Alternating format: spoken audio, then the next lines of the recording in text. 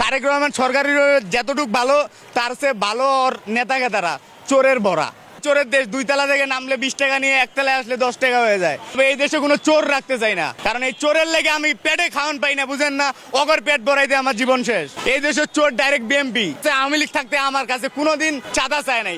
এখন তো আমার সদরঘাট জেলে 20 টাকা চাঁদা দেওয়া লাগে, শাহবাগ গেলে 1200 টাকা দেওয়া লাগে, গুলিস্তান গেলে 1200 টাকা দেওয়া লাগে। আর ওর মায়ের চুদানি টাকা নাকি এটি?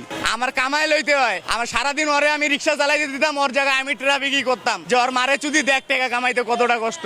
আমার ঘরে খাওন নাই, আমার ঘরে চাল নাই, ও আমার গাড়ি আটকে ডাম্পিং। আরে ডাম্পিং এর মারে চুদি 5 দিন পরে আবার ছাইরা দিয়ে গয় অন রোডে চুলে, আবার 5 দিন পরে আয়া চুদা দিয়ে এনে। অগর মতো চোররে এই দেশ থেকে পিটায় খেদাও। শেখ হাসিনার যেমনে পিটাইছে অগরও পিটায় আউট করো।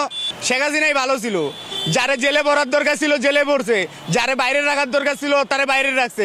শেখ হাসিনার উপরে কোনো রাজনীতিবিদ নাই, এ বাংলাদেশের ভিতরে নাই, আর জন্মও নেব না। আওয়ামী লীগ ছিল, আমি ভাড়া মারছি বাংলা গাড়ি দিয়ে 1500 টাকা, আমার সংসার চালাইছি, আমি গাড়ি জমা দিছি, আমি অ্যাভেলেবেল খাওয়া দাওয়া করছি, আমার কোনো সমস্যা হয় নাই, কোনো সমস্যা নেই। আমি চাউল খাইছি 70 টাকা কেজি, কোনো সমস্যা হয় নাই।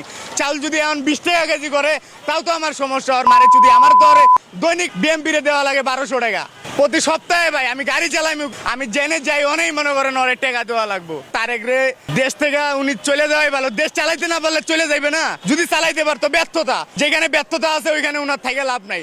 উনার নেতা ঠিক নাই, উনি ঠিক নাই, উনার কালচার ঠিক নাই। উনার কালচার ঠিক করতে হবো, উনার নেতাকে ঠিক করতে হবো, তারপরে উনার ঠিক হইতে হবো।